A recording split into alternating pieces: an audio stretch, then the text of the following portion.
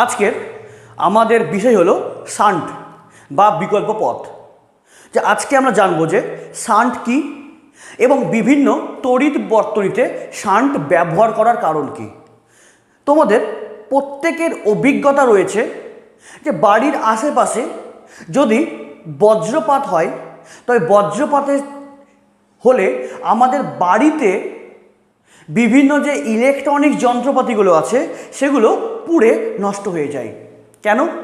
কারণ আমাদের বাড়িতে যেই সব যন্ত্রপাতি আমরা ব্যবহার করি, যেমন ফ্রিজ বা টিভি, ফ্যান, লাইট, এই প্রত্যেকটি তড়িৎ যন্ত্র বর্তনীতে যুক্ত থাকা অবস্থায় একটি নির্দিষ্ট সর্বোচ্চ প্রবাহ সহ্য করতে পারে। এবার বজ্রপাত হলে আমাদের বাড়ির বর্তনীতে একটা হিউজ পরিমাণ কারেন্ট প্রবেশ করে। যে যদি ফিউজ তার যদি পুড়ে না যায় বা ফিউজ তার ওই কারেন্টকে যদি বাধা দিতে না পারে, তবে বজ্রপাতের জন্য হিউজ পরিমাণ কারেন্ট, প্রবল একটা প্রবাহ আমাদের বাড়ির বর্তনীতে প্রবেশ করে যায়। সেই জন্য প্রত্যেকটা যন্ত্রকে পুড়িয়ে দেয় বা নষ্ট করে দেয়। তার মানে আমরা জানি বা জানলাম যে আমরা আমাদের বাড়িতে যেসব তড়িৎ যন্ত্র ব্যবহার করি তারা প্রত্যেকটা যন্ত্রই একটা নির্দিষ্ট ম্যাক্সিমাম তড়িৎ প্রবাহ সহ্য করতে পারে। ওর বেশি হয়ে গেলে ওই যন্ত্রটি পুড়ে নষ্ট হয়ে যায়। ঠিক সেই রকমই আমাদের ল্যাবরেটরিতে আমরা ব্যবহার করি একটি সূক্ষ্ম বা সংবেদী তড়িৎ যন্ত্র, সেটা হচ্ছে গ্যালভানোমিটার। যে গ্যালভানোমিটার হলো একটি সেন্সিটিভ তড়িৎ যন্ত্র। এবং এই গ্যালভানোমিটারের কাজ কি? এই গ্যালভানোমিটারের কাজ হচ্ছে কোনো বর্তনীতে আধান প্রবাহিত হচ্ছে কিনা সেটাকে নির্ণয় করা, বা অ্যাকচুয়ালি কোনো পরিবাহীর মধ্যে দিয়ে বা কোনো সার্কিটের মধ্যে দিয়ে আধান প্রবাহিত হচ্ছে কিনা তার অস্তিত্ব নির্ণয় করে গ্যালভানোমিটার। এবং গ্যালভানোমিটার এতটাই সেন্সিটিভ যন্ত্র যে কোনো বর্তনীতে অল্প সামান্য আধান প্রবাহিত হলেই ওই গ্যালভানোমিটারের কাঁটা ডিফ্লেক্ট করে বোঝাবে যে না, আধান প্রবাহিত হচ্ছে। যে গ্যালভানোমিটার এতটাই সেন্সিটিভ যন্ত্র যে ওই সার্কিটে যদি অল্প পরিমাণও যদি আধান প্রবাহিত হয় তবুও কি গ্যালভানোমিটার ডিফ্লেক্ট করবে। এবার ভাবো তো, এবার ওই গ্যালভানোমিটারের মধ্যে যদি প্রবল আধান প্রবাহিত হয় তাহলে গ্যালভানোমিটার এতটাই বেশি ডিফ্লেক্ট হবে যার জন্য গ্যালভানোমিটারের ওই কাঁটা এবং নিচে থাকে কয়েল, ওই কয়েল ভেঙে যাবে এবং টোটাল গ্যালভানোমিটার যন্ত্রটি নষ্ট হয়ে যাবে। সেই জন্য যে বিভিন্ন এরকমই যে বিভিন্ন সংবেদী তড়িৎ যন্ত্রগুলিকে প্রবল তড়িৎ প্রবাহের হাত থেকে রক্ষা করার জন্য যন্ত্রটির সমান্তরালে একটি নিম্নমানের রোধ যুক্ত করা হয়। এই নিম্নমানের রোধ যুক্ত যে ব্যবস্থা, এটাকেই আমরা বলি শান্ট বা বিকল্প পথ। তাহলে কি? যে তুমি ধরো যে এটা হচ্ছে আমাদের একটা গ্যালভানোমিটার। যে গ্যালভানোমিটার যন্ত্রের নিজস্ব রোধ হচ্ছে জি। এই ক্যাপিটাল জি মানে কি? গ্যালভানোমিটারের রোধ। তাহলে এই গ্যালভানোমিটার কি? একটা সংবেদনশীল তড়িৎ যন্ত্র। যে এর কাজ কি? এর কাজ হলো কোনো বর্তনীর মধ্যে দিয়ে তড়িৎ আধান প্রবাহিত হচ্ছে কিনা তার অস্তিত্ব নির্ণয় করা। কিন্তু আবার বিশেষ ক্ষেত্রে এই গ্যালভানোমিটারকে আমরা অ্যামিটার এবং ভোল্ট মিটারও রূপান্তর করতে পারি, সেটা তোমরাও জানবে। কিন্তু বেসিক্যালি গ্যালভানোমিটারকে আমরা ব্যবহার করি যে কোনো বর্তনীর মধ্যে দিয়ে আধান প্রবাহিত হচ্ছে কিনা বা আধানের প্রবাহের অস্তিত্ব নির্ণয় করার জন্য। কিন্তু আবার কি বিশেষ ক্ষেত্রে বা আবার আমরা একে মডিফাই করে এই গ্যালভানোমিটারকে আমরা ভোল্ট মিটার এবং অ্যামমিটারও রূপান্তর করতে পারি। তাহলে এই গ্যালভানোমিটার কি একটা সংবেদনশীল যন্ত্র। এর মধ্যে দিয়ে যদি হিউজ পরিমাণ কারেন্ট ফ্লো করে তবে বা যদি আধান ফ্লো করে তবে এর কাঁটা এত বেশিভাবে ডিফ্লেক্ট করবে, ফলে এই যন্ত্র নষ্ট হয়ে যাবে। সেই জন্য এই যন্ত্রকে প্রবল প্রবাহের হাত থেকে রক্ষা করার জন্য এই সমান্তরালে একটা নিম্নমানের রোধ যুক্ত করি। এবং এই নিম্নমানের যে রোধ তাকেই বলা হয় শান্ট, যাকে আমরা এস দিয়ে লিখি। তাহলে আজকে আমাদের থিওরি কি? শান্ট।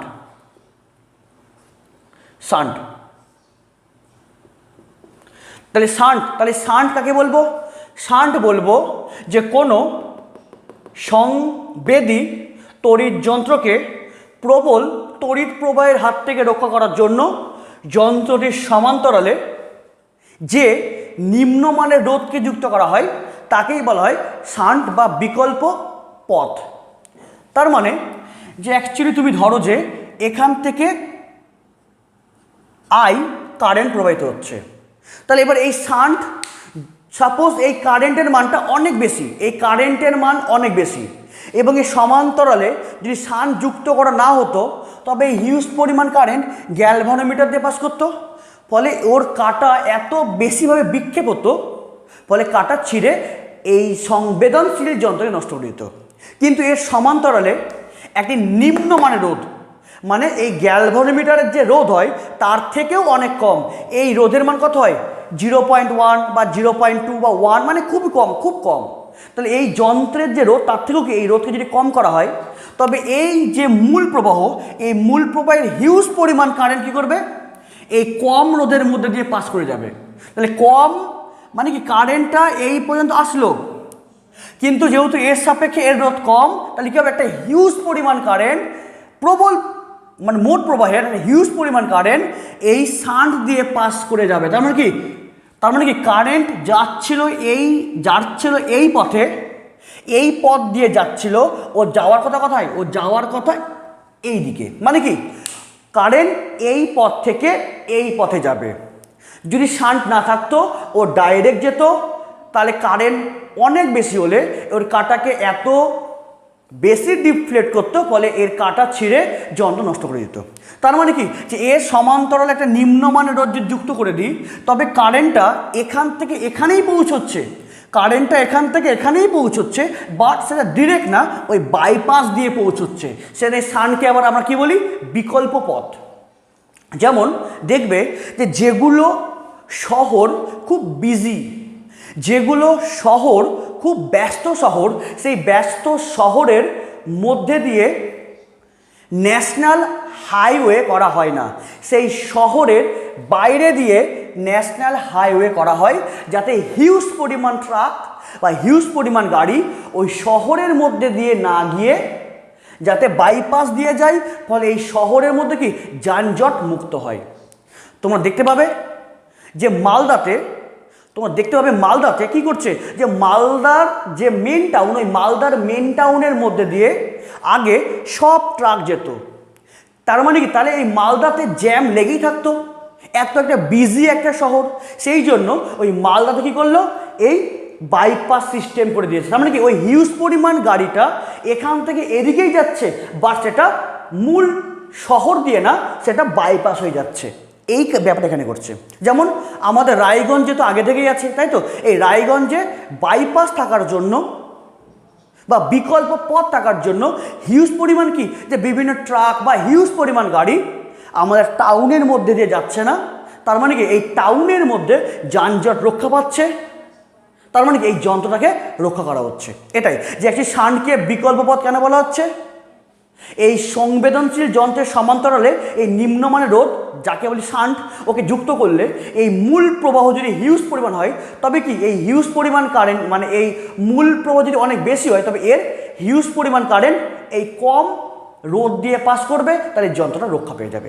এটাই যেটা শান্ট বা বিকল্প পথ কেন বলবো, যে বা কাকে বলবো, কোনো সংবেদী যন্ত্রকে প্রবল তড়িৎ প্রবাহের হাত থেকে রক্ষা করার জন্য যন্ত্রের সমান্তরালে নিম্নমানের একটি রোধ যুক্ত করা হয়, সেই রোধকে বলা হয় শান্ট। তার মানে এই যে নিম্নমানের রোধ ও সমান্তরালে যুক্ত করে যন্ত্রকে প্রবল প্রবাহের হাত থেকে রক্ষা করা হয়, সেই নিম্নমানের রোধকে কি বলি, শান্ট বা বিকল্প পথ। তাহলে বিকল্প পথ কেন বুঝতে পারলে, কারণ কি এই হিউজ পরিমাণ কারেন্টকে এটা দিয়ে পাস না করিয়ে এই বাইপাস দিয়ে পাস করাচ্ছে। তার মানে এই যে শান্টটাই কি এক্ষেত্রে বাইপাস বা বিকল্প পথ। ক্লিয়ার? ঠিক আছে, তাহলে শান্ট কি বুঝতে পারলে। শান্টটা আমরা কেন ব্যবহার করি, এই সংবেদনশীল যন্ত্রকে প্রবল তড়িৎ প্রবাহের হাত থেকে রক্ষা করার জন্য, যাকে আবার বিকল্প পথ বলা হয়। তাহলে তুমি ধরো যে এটা হচ্ছে এ পয়েন্ট এবং এ পয়েন্টের বিভব VA, এটা হচ্ছে এটা আমাদের এ পয়েন্ট, এ পয়েন্টের বিভব ভিএ, এটা কত বি পয়েন্ট, ধরো এর কত বিভব হচ্ছে ভিবি। আরে কারেন্ট প্রবাহিত হচ্ছে তো, তাহলে কারেন্ট প্রবাহিত হচ্ছে মানে কি আধান প্রবাহিত হচ্ছে, তাহলে অবশ্যই বিভব পার্থক্য রয়েছে। তাহলে এই আইটা কি মূল প্রবাহ, তাহলে এবার এই আই মূল প্রবাহ যখন এই পয়েন্টে আসবে, এই আই কি এবার দুভাগে ভাগ হয়ে যাবে, ঠিক কি না? একটা যাবে এদিকে, কিছু কারেন্ট যাবে এদিকে, এটাকে কি বলবো আইজি। আইজি মানে আই সাবফিক্সে জি মানে গ্যালভানোমিটার প্রবাহ। আর কিছু প্রবাহ কি যাবে নিচ দিয়ে, নিচের যে প্রবাহ তাকে আমরা কী বলবো আইএস মানে শান্ট প্রবাহ, তাই না, শান্ট প্রবাহ। তার মানে কি আবার এই আইএস উপরে উঠবে, তাহলে আই এখানে মূল প্রবাহ আই, এখানে আইজি রূপে যাবে, এখানে আইএস রূপে যাবে, গিয়ে কি আবার ওরা আইজি প্লাস আই হয়ে মানে আইজি প্লাস আইএস হয়ে আই রূপেই বাইরে যাবে। তাহলে দেখো ব্যাপারটা কি, আমি আই কারেন্টকে আমি আই কারেন্টই পাস করাচ্ছি, শুধু এই বাইপাস দিয়ে পাস করাচ্ছি। তাহলে এখানে কি হবে আইটা আইজি দিয়ে যাবে আইএস হয়ে গিয়ে এখান থেকে এই বি পয়েন্টে আবার আইজি প্লাস আইএস হয়ে আবার আই হিসাবে বার হবে। তাহলে বলো এবার জিআরএস কি আছে সমান্তরালে আছে, তাহলে এই সমগ্র সমবায়ের, তাহলে বলো এই সমগ্র সমবায়ের প্রবাহ কত, সমগ্র সমবায়ে কত প্রবাহ আই, তাই না? এই সমগ্র সমবায় মানে এই টোটাল সার্কিটে কত প্রবাহ আই, তাই না? আরে এই আইটাই কি দুভাগে ভাগ হয়েছে, তাহলে এই টোটাল সার্কিটে তাহলে মোট কত প্রবাহ আইজি প্লাস আইএস। তাহলে এই আই মানে কি আইজি প্লাস আইএস। আরে এই আইটাই কি দুভাগে ভাগ হয়েছে, তাহলে এই টোটাল সমবায়ে মানে এই টোটাল সার্কিট, তাহলে টোটাল সার্কিটে কারেন্ট যাচ্ছে কত আইজি আইএস, তাহলে মোট কারেন্ট হচ্ছে I equals to IG plus is. এবারে সমগ্র সমবায়ের মোট রোধ কত, সমগ্র সমবায়ের মোট রোধ কত হবে, মোট রোধ? দেখো জিআরএস কিসে আছে, জিআরএস আছে সমান্তরালে, তাহলে সমান্তরালের ক্ষেত্রে মোট রোধ কত হবে G into S by G plus S. কেন এর ক্ষেত্রে রোধ কি 1/, করে যোগ হয়, তাহলে অতএব সমগ্র বর্তনীর মোট বিভব প্রভেদ মানেই মোট ভোল্টেজ কত হবে, মোট ভোল্টেজ কত? আরে এই সার্কিট, তাহলে এই সার্কিটের বিভব প্রভেদ কত হবে ভি এ মাইনাস ভিবি, তাই না? তাহলে ভি এ মাইনাস ভি মানে কত হয় ভি ইকুয়ালস টু আইআর। তাহলে এই টোটাল সার্কিটের বিভব প্রভেদ মানে কি এই দু পয়েন্টের বিভব পার্থক্য। কেন আরে জিআরএস কিসে আছে সমান্তরালে আছে, তো তাহলে জিআরএস সমান্তরালে আছে, তাহলে সমান্তরালের ক্ষেত্রে যেটাই দুই প্রান্তের ভোল্টেজ ওটাই মোট ভোল্টেজ। তার মানে তুমি এভাবে বলতে পারো এই জিআরএস সমান্তরালে আছে, তার মানে এই দুই প্রান্তের যে ভোল্টেজ সেটা কি এই টোটাল সার্কিটেরও মোট ভোল্টেজ, আবার ইন্ডিভিজুয়ালি জিরো তাই ভোল্টেজ এসও তাই ভোল্টেজ, তাই না? কারণ সমান্তরালে যেটাই মোট ভোল্টেজ সেটা কি প্রত্যেকটা রোধেরও সেম ভোল্টেজ। তাই সমগ্র বর্তনী মোট ভোল্টেজ, মোট বিভব প্রভেদ কত হবে ভিএ মাইনাস ভিবি ইকুয়ালস কত হবে মোট কারেন্ট কত টোটাল সার্কিটে মোট কারেন্ট কত, এর মধ্যে আইজি এর মধ্যে আইএস, তাহলে মোট কত কারেন্ট এই যে আইজি প্লাস আইএস মানে আই, তাহলে I into GS by G plus S. Clear? তাহলে এই সমগ্র বর্তনীর বিভব প্রভেদ কত পেলাম VA minus VB equals to I into G S by G plus S. তাহলে এবার বলো, তাহলে এবার গ্যালভানোমিটারের ক্ষেত্রে এবার শুধুমাত্র গ্যালভানোমিটার, তাহলে শুধুমাত্র গ্যালভানোমিটারের দুই প্রান্তে বিভব প্রভেদ কত হবে VA minus VB equals to কত আইজি ইন্টু জি, তাই না? শুধুমাত্র গ্যালভানোমিটার, তাহলে গ্যালভানোমিটারের রোধ কত জি, এবং পাশে তুমি লিখে নাও যে জি ইকুয়ালস টু হচ্ছে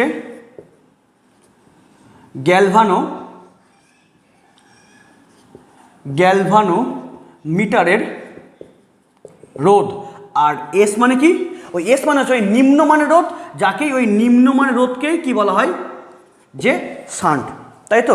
তাহলে গ্যালভানোমিটারের ক্ষেত্রে দুই প্রান্তে বিভব প্রভেদ, তাহলে গ্যালভানোমিটারের দুই প্রান্তে বিভব প্রভেদ মানে কি, গ্যালভানোমিটারের মধ্যে দিয়ে প্রবাহিত প্রবাহ ইন্টু গ্যালভানোমিটারের রোধ, তাহলে ভিএ মাইনাস ভি মানে আইজি ইন্টু জি। এবার শান্ট, এবার শান্টের ক্ষেত্রে কী লাগবে, তাহলে আবার সেম, তাহলে শান্টের দুই প্রান্তে বিভব প্রভেদ কত হবে, V A minus VB equals কত হবে, আই এস ইন্টু এস, তাই না। কেন, জি আর এস কিসে আছে, সমান্তরালে, তাহলে এই জি এর প্রথম প্রান্ত যে পয়েন্টে, এস এর কি প্রথম প্রান্ত সেই পয়েন্টে, এবং জি এর শেষ প্রান্ত যে পয়েন্টে, এস এর কি শেষ প্রান্ত সেম পয়েন্টে, জি আর এস আছে সমান্তরালে। তাহলে সমান্তরালের ক্ষেত্রে যেটাই জি এর দুই প্রান্তে মোট ভোল্টেজ, সেটা কি এস এর দুই প্রান্তে মোট ভোল্টেজ, কেন সমান্তরালে যেটাই মোট হবে ভোল্টেজটা এই সার্কিটের, সেটাই জি এরও ভোল্টেজ, এস এরও ভোল্টেজ। তাহলে এস এর তাহলে ভোল্টেজ কত হবে, তাহলে শান্টের ক্ষেত্রে VA minus VB equals to হবে কত, আইএস ইন্টু এস। ক্লিয়ার, তাহলে আইএস ইন্টু কত হবে, এস। তাহলে এবার দেখো, তাহলে I G into G equals to কত পেয়েছি, আই জি ইন্টু জি মানে কত, মানে হচ্ছে ভি এ মাইনাস ভিবি, তাই তো। এবার এই ভি এ মাইনাস ভিবি, এই ভি এ মাইনাস ভিবির মানটা কি, আমি তো অলরেডি পেয়ে গেছি, এই ভি এ মাইনাস ভি মানে এটা, কেন, আরে যেটাই মোট ভোল্টেজ ওটাই জিরো ভোল্টেজ, ওটাই শান্টের ভোল্টেজ, কেন সমান্তরালে আছে। তাহলে ভি এ মাইনাস ভিবির মানটা কত, তাহলে আই জি ইন্টু জি, এই ভি এ মাইনাস ভিবির মানটাই কত, আমি এই I into G S by G plus S লিখতে পারবো।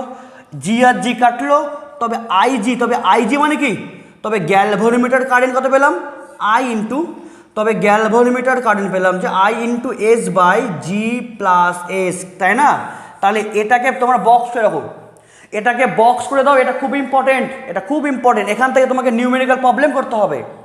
আবার সেম, তাহলে এটা কি, এটা আমি পেলাম আইজির মানটা পেলাম, এবার আমাকে বার করতে হবে শান্টের ক্ষেত্রে। তবে শান্টের ক্ষেত্রে কত, তবে শান্টের ক্ষেত্রে হচ্ছে আইএস ইন্টু এস, তাই তো।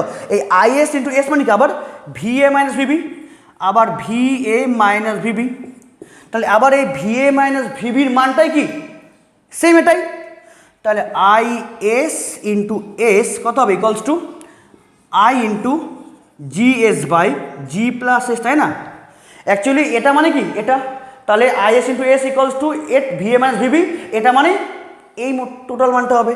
এবার এস আর এস কাটবে, তাহলে কি থাকলো পরে, তা থাকলো হচ্ছে IS equals to I into G by G plus S, তার মানে এটা হচ্ছে আইজির মান, এটা হচ্ছে আইএস এর মান। তাহলে যদি বলে এই শান্ট ব্যবস্থায় গ্যালভানোমিটারের প্রবাহ কত হবে, IG equals to I into S by G plus S, আর এই শান্ট ব্যবস্থায় শান্ট প্রবাহ কত হবে, আইএস ইকুয়ালস টু হবে I into G by G plus S. এখানে আইজি কত, I into S by G plus S, এখানে আইএস মানে কত, I into G by G plus S. Clear, তাহলে তুমি এটাকে অবশ্যই বক্স করবে, এটাকে অবশ্যই বক্স করবে, কারণ দুটাই খুব ইম্পর্টেন্ট, এখান থেকে আমাকে নিউমেরিক্যাল প্রবলেম করতে হবে। ক্লিয়ার, বুঝতে পারলে, ক্লিয়ার, বুঝতে পারলে, ঠিক আছে। তাহলে এই আইজি প্লাস আইএস মানে কি, এই আইজি প্লাস আইএস মানে তো কি, টোটাল সার্কিটে মূল প্রবাহ, যেখানে আমি এখানে ইউজ করেছি, তাই তো। তাহলে আই মানে আইটাই কি দুভাগে ভাগ হচ্ছে, তাহলে টোটাল, তাহলে মূল কত প্রবাহ, আইটাই কি দুভাগে ভাগ হয়ে গেছে, তাহলে টোটাল আইটাই তো, এই টোটাল আইটাই তো এই টোটাল সার্কিট দিয়ে পাস করছে, এই টোটাল সার্কিট দিয়ে, তাহলে টোটাল সার্কিটে দিয়ে তাহলে মূল কত প্রবাহ, আই লিখেছি, ঠিক আছে। তাহলে এবার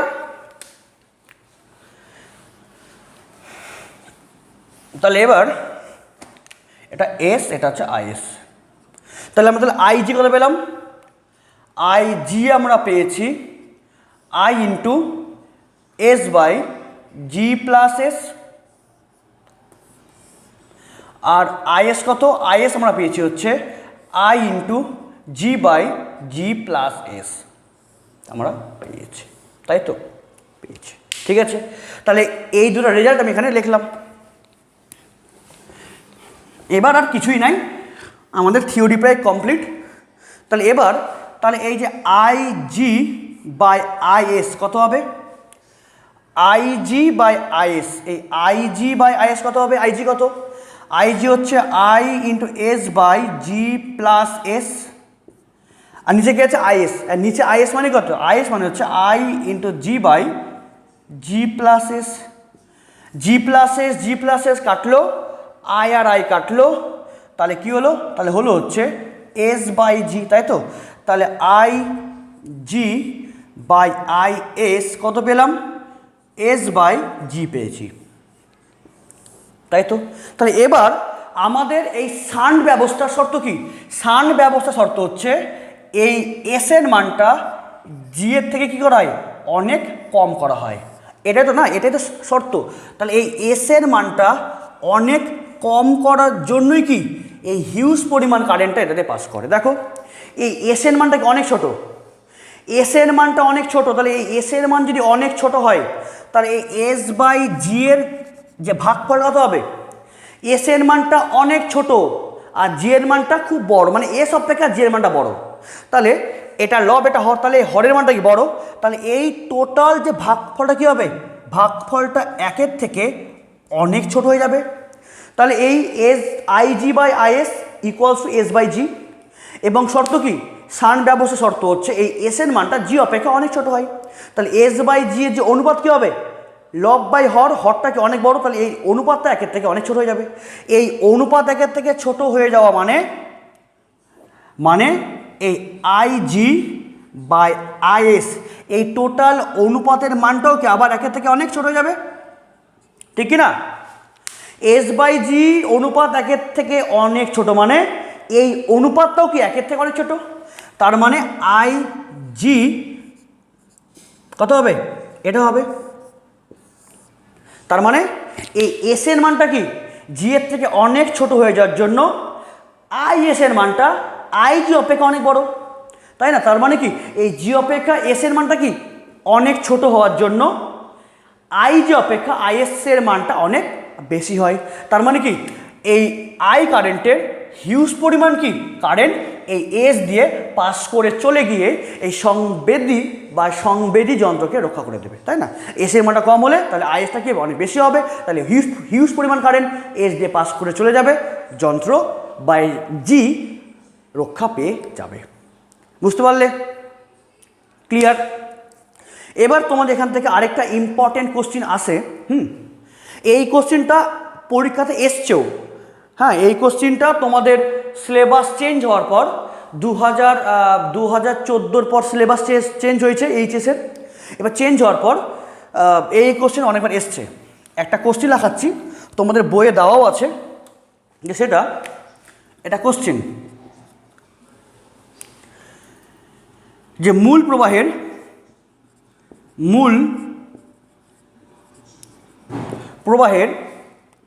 1/n অংশ গ্যালভানোমিটারের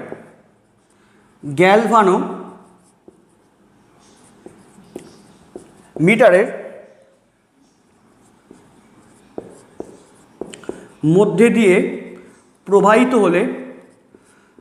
দিয়ে প্রবাহিত হলে শান্টের মান কত? প্রবাহিত হলে শান্টের মান কত? এটা হচ্ছে কোশ্চেনটা। এই কোশ্চেনটা তোমরা অবশ্যই তোমাদের নোটেও করে নেবে যে মূল প্রবাহের 1/n অংশ গ্যালভানোমিটারের মধ্যে দিয়ে গেলে তবে শান্টের মান কত। তাহলে আমাদের শর্ত কি বলেছে? অ্যান্সার তো শর্ত কি বলেছে? তাহলে শর্তানুসারে আমরা কি লিখব? যে মূল প্রবাহের 1/n অংশ গ্যালভানোমিটার দিয়ে যায়। তার মানে আমরা শর্ত লিখব যে আইজি কত হবে? এই আইজি হবে আই ইন্টু 1/n, তাই না? আইজি কি বলেছে? এই গ্যালভানোমিটার যে প্রবাহ কত হবে? মূল প্রবাহের 1/n অংশ। তাহলে এই আইজি কি বলছে? মূল প্রবাহের 1/n অংশ গ্যালভানোমিটার দিয়ে গেছে।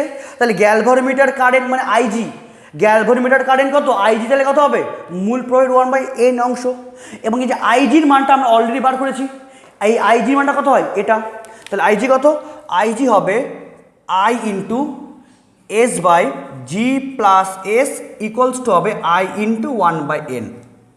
হলো, আই আর আই কেটে দাও, বজ্র গুণন করে দাও, তাহলে এস ইন্টু এন কত হবে জি প্লাস এস, এস আসলে এদিকে, তাহলে এস এন মাইনাস এস কত হবে ইকুয়ালস টু হবে জি। ক্লিয়ার, এখান থেকে এস কমন নাও, তাহলে এস যদি কমন যায় তাহলে কত হবে, হবে N minus one equals to G. তবে এস কত হবে জি বাই, তবে এস হবে G by N minus one, তাই তো। তবে এই এস কত হবে G by N minus one. তাহলে মূল প্রবাহের 1/n অংশ যদি গ্যালভানোমিটারের মধ্যে দিয়ে যায় তবে শান্টের মান কত হবে এস। তাই তো, শর্ত কী বলেছে, এই আইজিটাই কত হবে আই ইন্টু 1/, মানে মূল প্রবাহের 1/n অংশ। তাহলে ওখান থেকে আইজির মানটা বসালাম, ওখান থেকে বজ্র গুণন করলাম, এস কমন নিয়ে এসের মানটা বার করলাম। ক্লিয়ার, বুঝতে পারলে? তাহলে এস কত হবে এত। এবং সেক্ষেত্রে এই যে এন, এই যে এন, এই এনকে বলা হয় যে এন, এই এনকে বলা হয় শান্টের ক্ষমতা, এই এনকে বলা হয় শান্টের ক্ষমতা। এবং তোমাদের এখান থেকে কিন্তু অঙ্ক আসবে, এবং যদি তোমাকে এই কোশ্চিনটায় প্রমাণ করতে দেয়, তোমরা কিন্তু এই যে আমি এখানে কি লিখলাম আইজি, যে এটা তোমরা এখানে আইজির মান এটা ডাইরেক্ট লিখতে পারবে না, তোমাকে আগে এই সার্কিট দিয়ে আগে অনলি আইজির মানটা বার করতে হবে। তাই তো, যে এই কোশ্চিন দিল এবং এর নাম্বার দিল 2, এই কোশ্চিন দিল, এই কোশ্চিন দেওয়ার পর এর নাম্বার দিল 2, তবে তুমি কি এটাই হবে অ্যান্সার, অ্যান্সার তো এটাই না। কিন্তু আমি এখানে আইজির মান যে লিখলাম I into S by G plus S, কিন্তু তুমি তোমার পরীক্ষাতে আইজির জায়গায় এটা তুমি সরাসরি বসাতে পারবে না, তোমার যতই তুমি জানো না কেন। কেন, তোমাকে আগে এই আইজির মান যে তুমি এটা যে বসালে এটা তোমাকে আগে প্রমাণ করে দেখাতে হবে, রাফলি করলে হবে না, ওই খাতার মধ্যেই তোমাকে প্রমাণ করে দেখাতে হবে যে আইজির মানটা এটা হয়। তার মানে কি, তোমাকে এই কোশ্চিন করার জন্য এই ছবি আঁকতে হবে, অল্প ভাষা লিখতে হবে, লেখার পর শুধুমাত্র এই এই আইজি কারেন্টের মান তোমাকে বার করতে হবে, তারপর শর্ত অনুসারে তারপর করে দেবে। ক্লিয়ার, তাহলে বুঝতে পারলে? এবং এবং এই যে ব্যবস্থা, এই ব্যবস্থাটাকে না আমরা অ্যামিটার হিসেবেও ব্যবহার করতে পারি। কি বললাম, যে এই গ্যালভানোমিটারের সঙ্গে সমান্তরালে নিম্নমানের শান্টকে যুক্ত করলে, মানে এই যে ব্যবস্থা, এই ব্যবস্থাকে আমরা অ্যামিটার হিসেবেও ব্যবহার করতে পারি। কেন, একে অ্যামিটার হিসেবে ব্যবহার করলে এর মধ্যে কারেন্টের মানের কোনো চেঞ্জ হবে না। যে অ্যাকচুয়ালি কি এই যে ব্যবস্থাকে আমরা অ্যামিটার, শুধুমাত্র গ্যালভানোমিটার না, কিন্তু এই গ্যালভানোমিটারের সঙ্গে সমান্তরালে শান্ট যুক্ত করে এই টোটাল সিস্টেমকে আমরা অ্যামিটার হিসেবেও ব্যবহার করতে পারি। ক্লিয়ার, তাহলে তোমরা কী কী জানলে, শান্ট কি, শান্ট ব্যবহার করার কারণ কি, বা শান্টকে বিকল্প পথ বলা হয় কেন, এবং সঙ্গে আইজির কারেন্টের মান, আইএস কারেন্টের মান, দুটাই খুব ইম্পর্টেন্ট, এখান থেকে অঙ্ক তোমাকে করতেই হবে, নিউমেরিক্যাল প্রবলেম, এবং সঙ্গে এই কোশ্চেনটা। ক্লিয়ার, তাহলে আশা করি তোমরা বুঝতে পারলে।